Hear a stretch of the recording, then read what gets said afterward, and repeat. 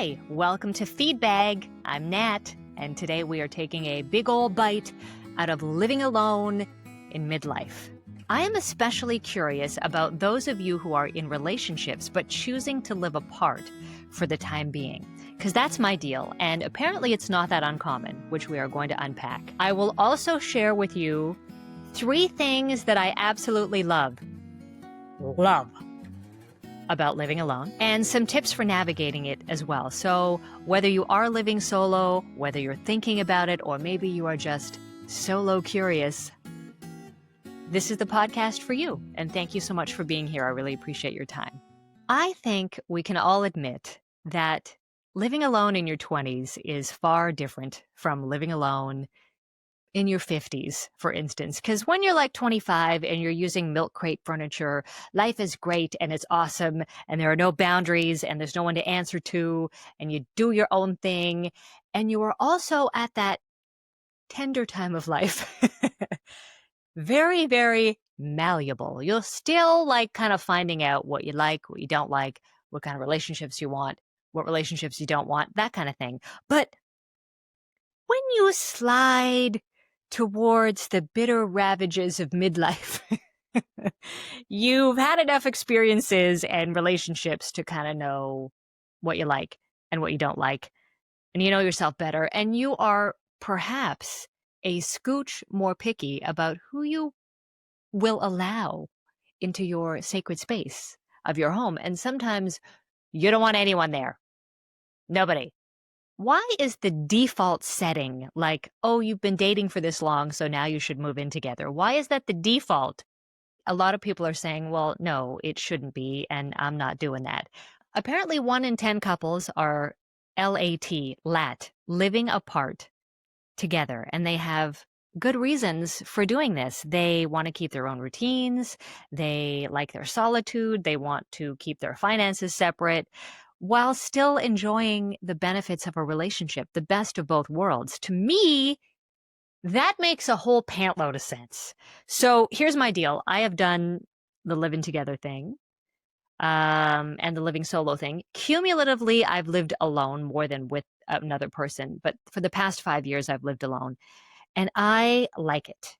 And if I had to score solo life out of 10, it would regularly oscillate between like a 7 and a 10. I don't get lonely. I'm not frequently bored. I think it's the tits. I really do. I really like living alone.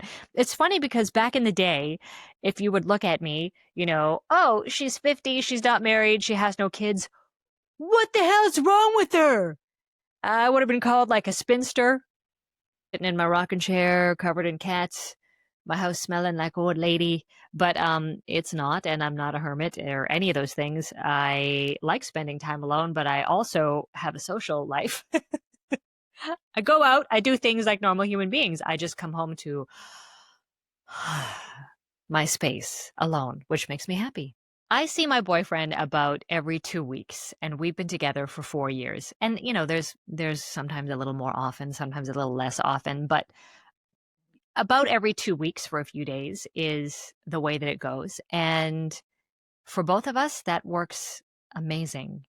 It is kind of like always being in this dating mode, because when you see them, you're like, oh, you're so cute. I missed you. It's all good. It's all that kind of thing. And we have had the discussion about moving in, but we both really like our circumstances. So we're kind of like, if it ain't broke, like, what are we doing? Like, what happens if we move in and everything just implodes in a fiery ball of hell? I don't think it would. I really don't. But like, I know that I load the dishwasher like a chimpanzee. It's all over the place. It's not efficient. Everything is just in there. And I don't care how the toilet paper hangs as long as I have toilet paper.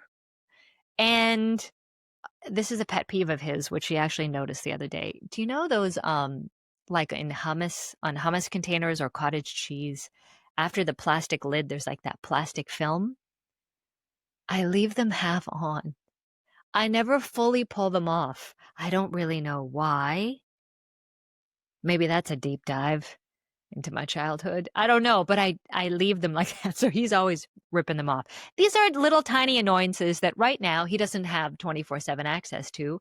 And we're both cool with that. Of course, all this said, down the line, if we do move in, it will be fine. I think for the most part, when you are older, you bring more emotional intelligence and experience and patience and communication skills, which helps offset the challenges of merging lives. But right now, it's gold.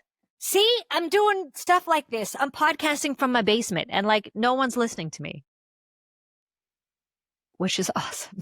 Well, you guys are, but you know what I mean? Like, I'm not self-conscious about like somebody walking down the stairs and seeing me talking to no one. Here's my top 3 loves about living alone. Number 1, decorative freedom. I can decorate however I want. Like, my environment is really important to me because it affects my brain and my feeling of well-being if my space is not like organized and decluttered. If I want to move the couch, I can do that. If I want to organize the kitchen this way, I can do that. If I want to buy this lamp, awesome. I had an ex who I bought like a lamp for ambient lighting, and he said, legit, I don't understand ambient lighting. Aren't the overheads fine? I also don't like a lot of clutter. So like I live in a small house and I try to keep it reasonable stuff wise, as I've seen hoarders. I know how it happens on that TV show. Like you keep Tetrising things in until you're sleeping on 30 garbage bags and old people magazines. I don't want to be that. Anyway, I like decorating the way I want to decorate and having things the way that I like them. Number 2, food freedom. I eat a lot. I'm in perimenopause. And so like in perimenopause, I don't know if you know this, but you need about 500,000 grams of protein a day. So I am eating often. And I also have food allergies. So I'm always reading labels and I'm eating like roughage and things that he probably wouldn't want to eat. And then I would feel bad about not making him or buying groceries for him that he likes. I just like taking care of this kid. Points to self. That's for people who are just listening to the audio. Points to self. I like just taking care of this kid right here, and that's it. So, yeah. And number 3, sleep. Of all the things that I am truly, truly a hothouse flower about, it is my sleep. I hate sharing a bed. I don't care who it's with, by the way, because unless it's a weekend at Bernie's situation, a human being is going to make a noise or move or breathe at some point. And that's going to wake me up and then I'm going to have a hard time. Like once I'm woken up out of sleep, my like inner meerkat is alert and waiting for whatever else. Like I know I've heard the studies that like sleeping close to somebody you love releases all these feel good chemicals and it's all, oh, yay. And it's good for your health. But not if someone snores, not if you can't sleep. So there are no feel good chemicals when you get a bad sleep. There's only feel bad chemicals. And so sleep. I like sleeping a lot.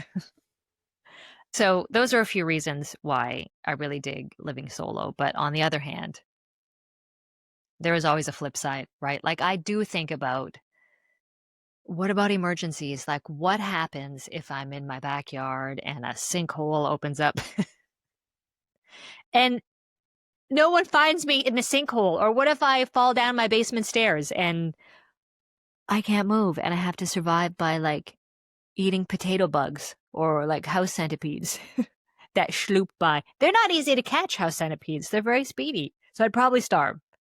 Yeah. So there's those kind of things, but overall, working for me. So what happens if you are newly living alone for whatever circumstance? My advice would be, number 1, embrace the change, baby. Embrace this level of freedom. Maybe you didn't want it, but just try. Just try. You are not doomed to be sitting watching TV every night, eating your Swanson TV dinners, unless that's something that you want to do. You don't have to do that. You can leave dishes in the sink if you want. You can poop with the door open. Take a pottery class. Do pottery while pooping with the door open. It doesn't matter because your space is yours now. And so try to explore the benefits of that. Try something new, you know? 2, stay social. I'm sure by now you have at least one good friend, and you don't need a crowd, just, a couple of solid people. Make plans, get out of the house, join a club or go for a coffee or go for a walk, whatever it is that you like. There was a study done by Harvard over 85 years, the longest study on happiness ever done, and it's ongoing, so 85 years and counting. And they found that the biggest factor for happiness is not money, it's not status, it's none of those things. It's actually social connection. Human connection is the biggest proponent to being happy. So make sure you stay social. And number 3, this is really boring, but just it's practical, which is plan for the unexpected. Have some emergency contacts or medical information on standby if that's relevant to you. Maybe have a neighbor or a friend who has an extra house key, or an emergency fund. Just simple, smart stuff. Like when I split with my ex, I stayed in the house. So I live in a house, and I was really nervous. I was so stressed out because I had never taken care of an actual house. And I learned, and it's actually not that hard. It's not that hard. So you might surprise yourself, and maybe you can look at this as, in some form, an opportunity. Just look at the positive side of it. So yeah, solo living, it's not for everybody, but it's for me at the Mo. For some people, it could be the best thing that you never planned, and you get to know yourself better. You get to build your peace and build your space and create your space the way you want. And your own company is really not that bad. It's really not. And if it is, I don't know why you listened. So I would love to know from you how you feel about solo living, the good, the bad, things that surprised you maybe, things that you change. And if your relationship, if that's working for you. So I will be reading all of the feedback, and I appreciate it very, very much. If you liked this episode, can you please share it? It is my inaugural episode. This is episode number 1. So I'm a little bit nervous about putting this out there, but I'm doing it anyway.